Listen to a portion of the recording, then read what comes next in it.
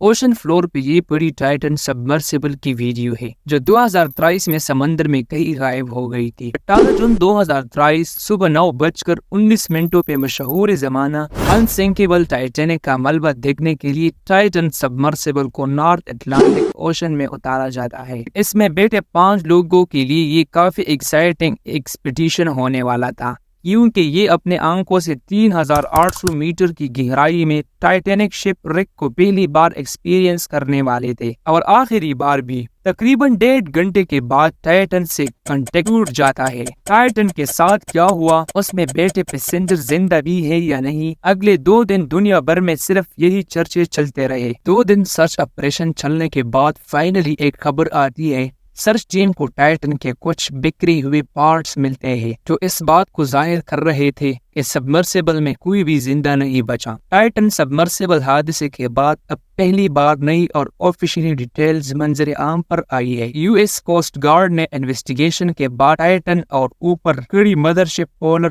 Prince کے بیچ ہونے والی بات چیت کو پبلک کر دیا ہے۔ اوشن کی گہرائی سے ٹائٹن کے مدرشپ کے ساتھ کیا کیا باتیں ہوتی رہی، ٹائٹن شپ ریک کے پاس پہنچ کر ان کو کیا کچھ نظر آیا، اور سگنل ٹوٹنے سے پہلے مدرشپ کو کون سا آخری میسج ریسیو ہوا تھا۔ 1.5 سال کے بعد پہلی بار یو ایس کوسٹ گارڈ نے ٹائٹن کے آدھے ہلکے ویڈیوز ریلیز کی ہے، جس کو اوشن فلور پہ 3775 میٹرز کی گہرائی میں اکیلے تنہا دیکھا جا سکتا ہے۔ یہ سبمرسیبل کا پچھلا حصہ معلوم ہوتا ہے، جس کا مطلب ہے کہ پٹنے والا اصل میں اگلا حصہ تھا، جہاں 5 پیسنجرز بھی بیٹھے تھے۔ کوسٹ گارڈ کی طرف سے ریلیز ہونے والی دوسری ویڈیو میں سبمرسیبل کا اگلا حصہ بھی دکھایا گیا ہے، جو کہ پوری طرح تباہ حالت میں ہے۔ کاربن فائبر کی پیسز اوشن فلور پہ بکھرے ہوئے دکھائی دیتے ہیں۔ اس سے یہ بات ثابت ہوتی ہے کہ ٹائٹن کا اگلا حصہ اوشن کے پریشر سے امپلوڈ ہوا تھا، یعنی پانی کا پریشر پہلے اگلے حصے میں حل کو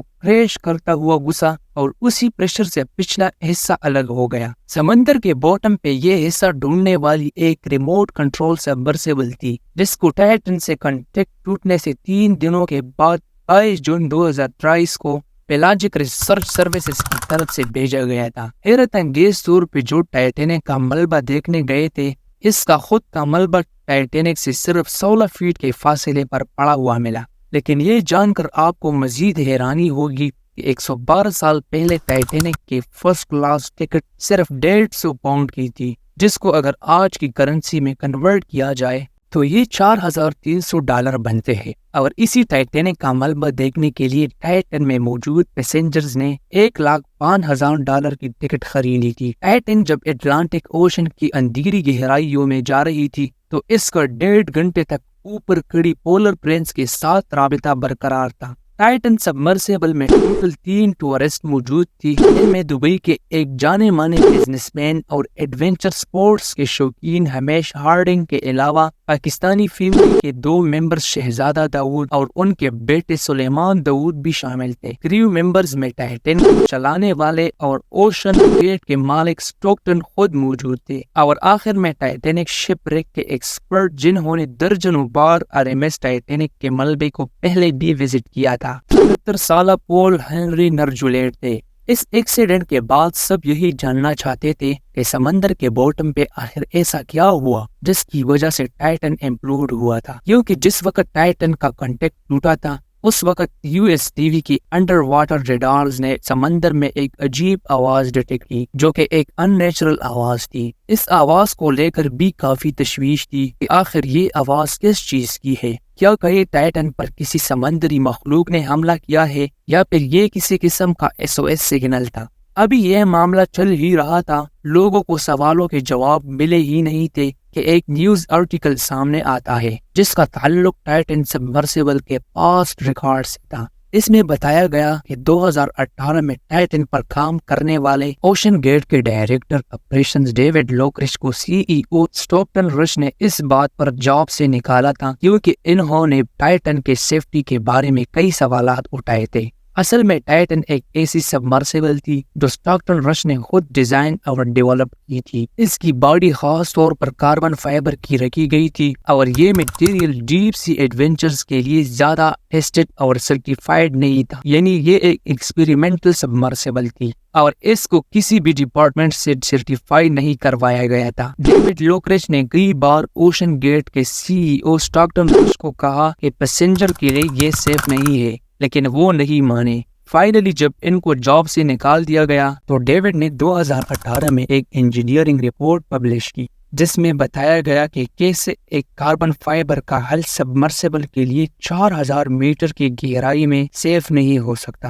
اس بات پر اوشن گیٹ کے CEO اور ڈیوڈ کی کورٹ میں لڑائی بھی چلتی رہی، جس کا ٹائٹن کے حادثے کے وقت بھی فیصلہ نہیں آیا تھا۔ حادثے کے بعد جب یہ رپورٹ منظر عام پر آئی تو اس نے ٹائٹن کی بلڈ پر کئی سوالات کھڑے کر دیے کہ جب سبمرسیبل تھی یہ ایکسپیریمنٹل فیز میں تو اس کو انڈر واٹر ٹورزم کے لیے کیسے استعمال کیا گیا، یا USA میں ایسی باڈی نہیں تھی جو ایسے ایڈونچر کو کنٹرول کرتی ہو۔ اسی دوران اوشن گیٹ پر ایک اور مصیبت کھڑی ہو گئی۔ ٹائٹن میں موجود کریو ممبر پول ہنٹری نارجولینٹ جو کہ ٹائٹینک شپ ریک کے ایکسپرٹ بھی تھے، ان کی فیملی نے اوشن گیٹ کو $50 ملین کے لیے سو کر دیا۔ ان کا کہنا تھا کہ پول نے ٹائٹینک کے ملبے کو دنیا میں سب سے زیادہ 37 ٹائم لائف دیکھا ہے اور شاید ہی دنیا میں ایسا شخص ہو جس کو مشہور زمانہ ٹائٹینک شپ ریک کے بارے میں اتنی نالج ہو۔ لا سوٹ میں بتایا گیا کہ اوشن گیٹ نے اپنے پاس میں ہونے والی غلطیوں کو پبلک سے چھپایا، جس کی وجہ سے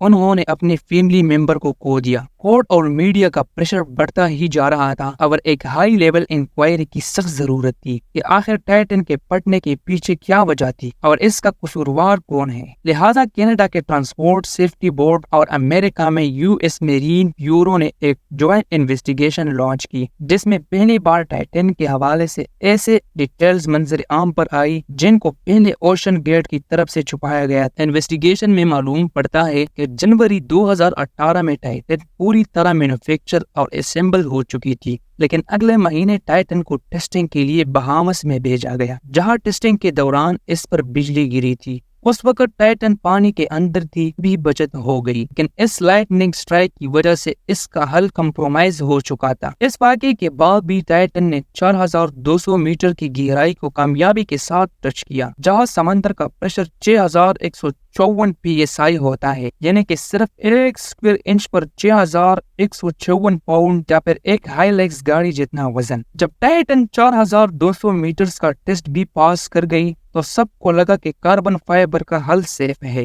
لیکن انویسٹیگیشن میں لکھا گیا کہ انڈسٹری سٹینڈرڈ کے حساب سے سبمرسیبل کو میکسیمم جتنی بھی گہرائی تک جانا ہوتا ہے اس سے 1.25 ٹائم زیادہ گہرائی میں جا کر اس کی ٹیسٹنگ کرنا لازمی ہوتا ہے۔ یعنی اگر ٹائٹینک شپ ریک 3800 میٹر نیچے ہے تو اس کی ٹیسٹنگ کم از کم بھی 4750 میٹر تک کرنی چاہیے، جس کو پرفارم نہیں کیا گیا تھا۔ نہ صرف اتنا بلکہ 2019 میں پائلٹ نے ٹائٹن کے اندرونی حصے میں کاربن فائبر میں ایک کریک آئیڈینٹیفائی کیا، جس کو جان بوجھ کر اگنور کر دیا گیا۔ انویسٹیگیٹرز نے پہلی بار ٹائٹن سبمرسیبل کی لانچ سے لے کر اس کی پھٹنے تک اینیمیشن ریلیز کی ہے، جس میں مدرشپ پولر پرنس اور ٹائٹن کے بیچ ہونے والی بات چیت کو پبلک کیا گیا ہے۔ 16 جون 2023 کو صبح 9 بجے کینیڈا کے پورٹ سے نکلنے کے بعد پولر پرنس نے 2 دن کا سفر کیا اور اٹلانٹک اوشن کے اس پوائنٹ پہ پہنچے جہاں 3800 میٹر نیچے ٹائٹینک شپ ریک موجود ہے۔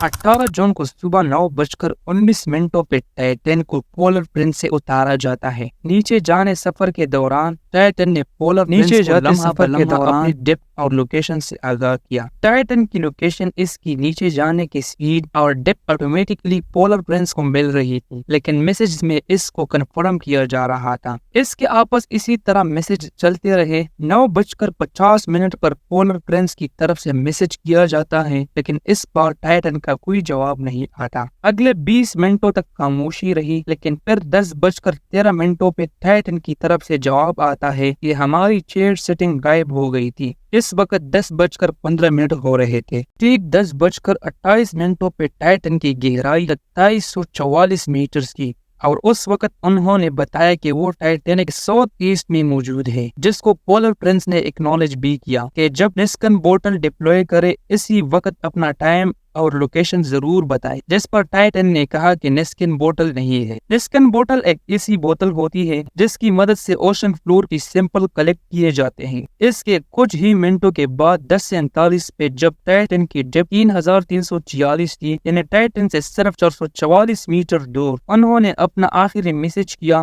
ٹائٹن نے کہا ڈراپ 2 ویٹ۔ سبمرسیبل میں 2 ویٹس لگے ہوتے ہیں جس کی وزن سے وہ پانی میں نیچے جا سکتی ہے۔ جب نیچے جانے کی سپیڈ کم کرنی ہو تو ویٹس کو ایک ایک کر کے گرا دیا جاتا ہے تاکہ نیچے جانے کی سپیڈ کم کی جا سکے۔ یہ میسج کرتے ہی ٹائٹن کا پولر پرنس کے ساتھ رابطہ ٹوٹ گیا اور اس بار ان کا آگے سے کبھی کوئی رپلائی نہیں آیا۔